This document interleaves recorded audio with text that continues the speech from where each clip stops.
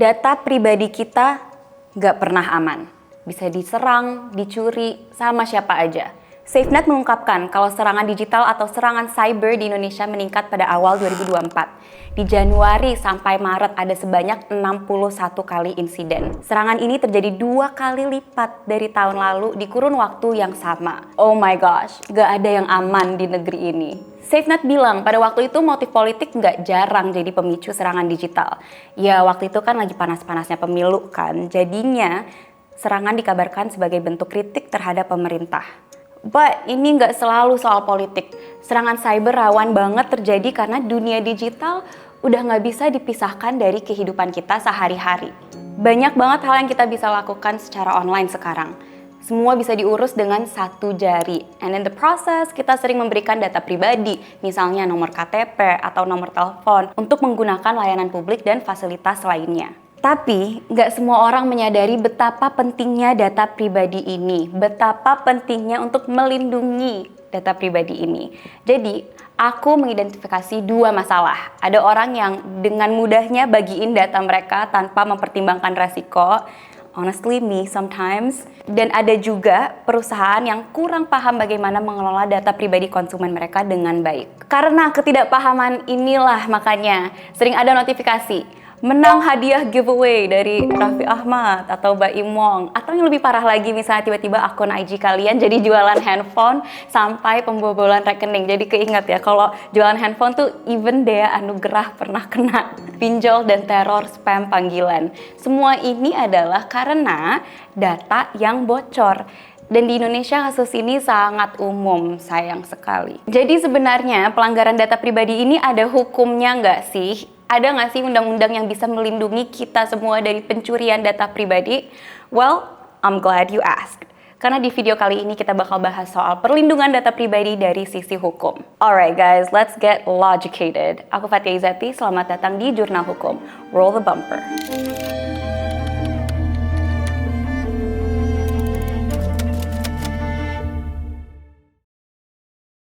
Oke, kalian pasti nggak asing lagi sama kasus-kasus data yang bocor. Terlalu sering bahkan di Indonesia. Coba aku refresh lagi ingatan kalian. Pertama, di Mei 2021, data para peserta BPJS dijual di Raid Forum seharga 0,15 Bitcoin. Bahkan termasuk data orang-orang yang udah meninggal. Di bulan Mei 2020, millions of data pengguna Tokopedia bocor kayak atap rumah rembes. Dan data ini lalu dijual di dark web. Lembaga negara kayak KPU juga pernah kebobolan. Data daftar pemilih tetap atau DPT dijual oleh hacker senilai 1,1 miliar. Dan tentu saja kasus yang baru aja terjadi yang bikin geram banyak orang, Pusat Data Nasional yang diserang ransomware. Akibatnya banyak layanan publik yang terganggu dan mengancam kedaulatan negara. Ini serangan ransomware, kita bisa lihat ini ransomware yang tidak ada seluruh dunia yang tidak terkena serangan ransomware. Intinya jangan lagi bilang tata kelola, karena ini bukan masalah tata kelola Pak. Ini masalah kebodohan. Punya data nasional tidak ada satupun backup berarti kan? Udah, silakan lanjut. Oke, jadi ada kasus pembobolan data di BPJS, KPU, sama Pusat Data Nasional yang udah kena hack.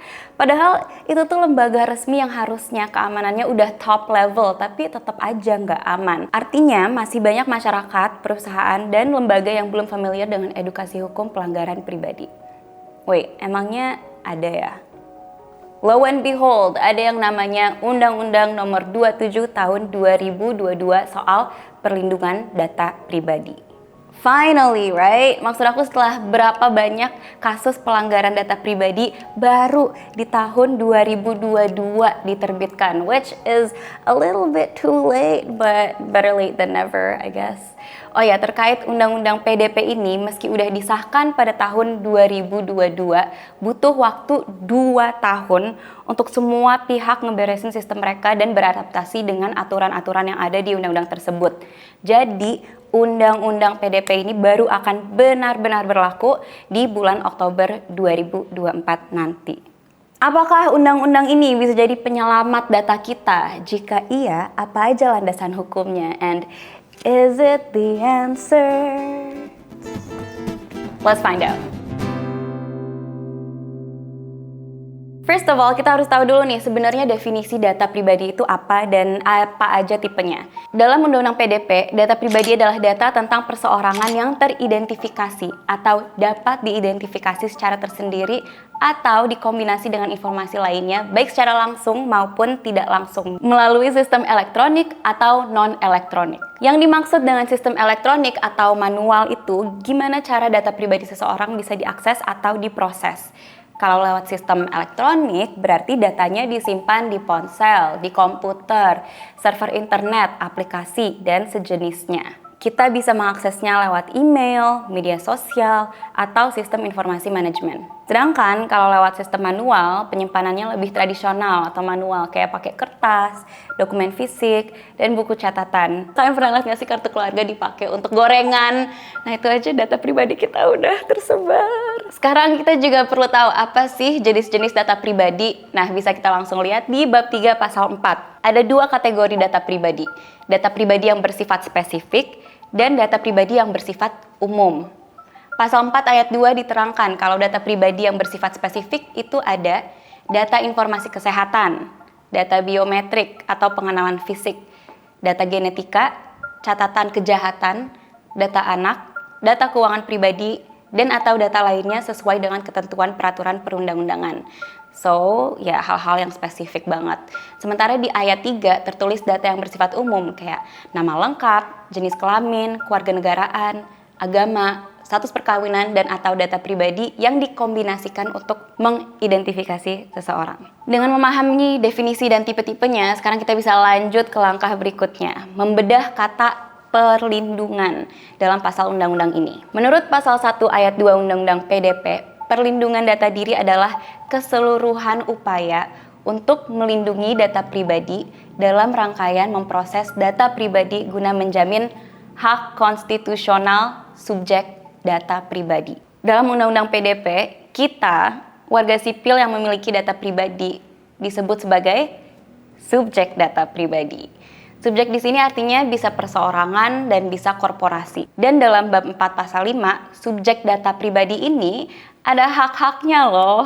Artinya, we have rights untuk tahu antara lain berhak mendapatkan informasi tentang kejelasan identitas, dasar kepentingan hukum, tujuan permintaan dan penggunaan data pribadi, dan akuntabilitas pihak yang meminta data pribadi. Di bab 4 juga dijelasin kalau kita berhak mendapatkan akses memperoleh salinan data pribadi tentang dirinya sesuai peraturan perundang-undangan. Dan kita juga berhak loh menghapus atau mengakhiri data pribadi. Jadi kalau misalnya ada perusahaan atau lembaga yang minta data pribadi kamu, you actually have the rights untuk nanya apa kepentingan dan tujuannya.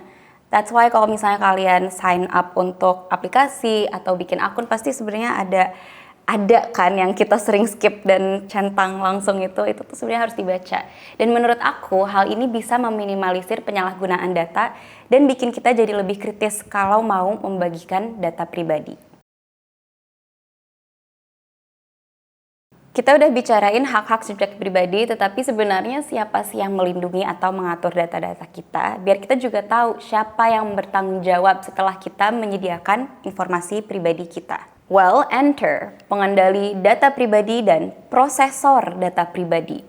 Yang pertama, pengendali data pribadi adalah pihak yang menentukan bagaimana dan untuk apa data pribadi kita digunakan. Misalnya, sebuah perusahaan yang mengumpulkan informasi dari pelanggannya. Sementara, prosesor data pribadi adalah pihak yang melakukan pengolahan data sesuai dengan instruksi dari pengendali. Contohnya, penyedia layanan teknologi yang membantu mengelola basis data pelanggan bagi perusahaan tersebut. So, pengendali data pribadi adalah yang menetapkan tujuan dan cara pengolahan data, sementara prosesor data pribadi is the executor yang memproses data-data itu sesuai dengan instruksi dari pengendali. Nah, kedua pelaku dari pengendali data pribadi dan pemproses data pribadi dalam Undang-Undang PDP adalah individu, badan publik kayak lembaga eksekutif, yudikatif, atau badan lain yang fungsi dan tugas pokoknya berkaitan dengan penyelenggaraan negara. Dan terakhir adalah organisasi internasional. Semua pelaku ini either bertindak sendiri atau secara bersama-sama. Aku menemukan sebuah pasal yang menarik, yaitu pasal 53 ayat 1. Dalam pasal itu dijelaskan kalau pengendali data dan prosesor data ini wajib untuk menunjuk pejabat atau petugas yang melaksanakan fungsi perlindungan data pribadi. Isinya seperti berikut. Pemrosesan data pribadi untuk kepentingan pelayanan publik. Kegiatan inti pengendali data pribadi memiliki sifat, ruang lingkup, dan atau tujuan yang memerlukan pemantauan secara teratur dan sistematis atas data pribadi dengan skala besar. Dan kegiatan inti pengendali data pribadi terdiri dari pemrosesan data pribadi dalam skala besar untuk data pribadi yang bersifat spesifik dan atau data pribadi yang berkaitan dengan tindak pidana. Essentially, ketika pengendali dan prosesor mengerjakan tugas mereka, harus ada juga yang melindungi data pribadinya. Dan para pejabat yang dipilih nggak boleh sembarangan. Mereka at least harus paham hukum dan praktik perlindungan data pribadi secara profesional. Tugas-tugas para pejabat ini dirincikan dalam pasal 54 ayat 1, yaitu menginformasikan dan memberikan saran kepada pengendali data pribadi atau prosesor data pribadi agar mematuhi ketentuan Undang-Undang PDP, memantau dan memastikan kepatuhan Undang-Undang PDP dan kebijakan pengendali data pribadi atau prosesor data pribadi, memberikan saran mengenai penilaian dampak perlindungan data pribadi dan memantau kinerja pengendali data pribadi dan prosesor data pribadi, dan berkoordinasi dan bertindak sebagai narahubung untuk isu yang berkaitan dengan pemrosesan data pribadi. Tapi there's a catch. Undang-Undang PDP nggak dispesifikasi lagi secara rinci siapa petugas atau pejabat pelindung data pribadi tersebut. Bisa siapa aja, tergantung organisasi atau lembaganya. Misalnya, bisa jadi petugas dari internal organisasi atau bisa juga menunjuk lembaga eksternal seperti BSSN atau Kominfo atau bahkan lembaga baru yang akan dibentuk. Bagi aku, ini adalah salah satu kekurangan dalam Undang-Undang PDP karena pelindungannya bisa siapa saja tanpa kejelasan standar atau kualifikasi tertentu dan bisa aja memiliki kecenderungan kompas politik tertentu.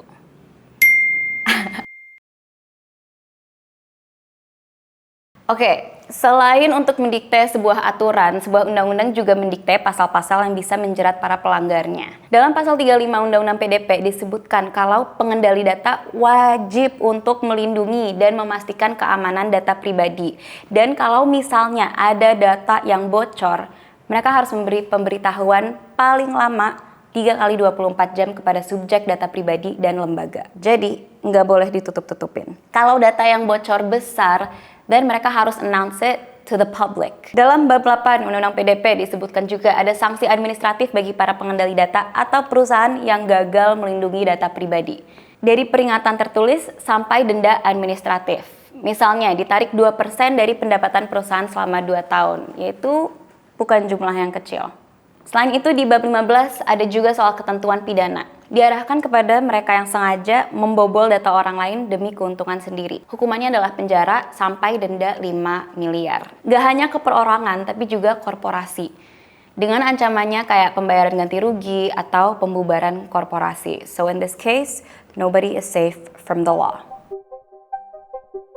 Oke, jadi yang barusan aku jelasin itu adalah inti dari Undang-Undang Perlindungan Data Pribadi. Now, is it the answer? Well, sebenarnya apa yang tertera dalam Undang-Undang PDP ini ada di dalam beberapa pasal undang-undang lain. Misalnya, pasal 28G ayat 1 Undang-Undang 1945 yang berbunyi, setiap orang berhak atas perlindungan diri pribadi, keluarga, kehormatan, martabat, dan harta benda yang di bawah kekuasaannya, serta berhak atas rasa aman dan perlindungan dari ancaman. Selain itu, sebenarnya juga udah ada Undang-Undang ITE yang essentially mengatur hak privasi dan keamanan pengguna internet. But, Undang-Undang PDP inilah yang saat ini jadi bentuk tertulis soal Undang-Undang Perlindungan Data Diri yang paling komprehensif. Setidaknya jadi ada rujukan hukum yang memang sole function-nya itu untuk menangani kasus-kasus perlindungan data pribadi. Seenggaknya, aku dan kamu sebagai warga sipil bisa paham apa aja hak kita sebagai subjek data pribadi dan tahu siapa aja yang bertanggung jawab atas data kita. Dan dengan Undang-Undang PDP ini, perusahaan atau lembaga yang menyimpan dan mengelola data kita jadi lebih paham soal ketentuan kerja mereka dan sanksi administratif yang akan menjerat mereka kalau mereka nggak bekerja dengan baik. Nah, sebenarnya Undang-Undang PDP ini emang masih banyak yang perlu dispesifikasiin lagi sampai baru akan benar-benar berlaku di bulan Oktober nanti. Dengan adanya undang-undang PDP ini, aku harap nggak akan banyak lagi dengar soal kasus data pribadi yang bocor ke depannya. Dan nggak banyak lagi tuh lihat notifikasi kalau aku menang giveaway 10 juta dari tim Rans Entertainment. Unless of course that's real, please give me the money. Okay, that is all. Sampai ketemu di video Malaka Project lainnya. I hope this helped you guys. Don't forget to like, comment, and subscribe. And also watch the other videos.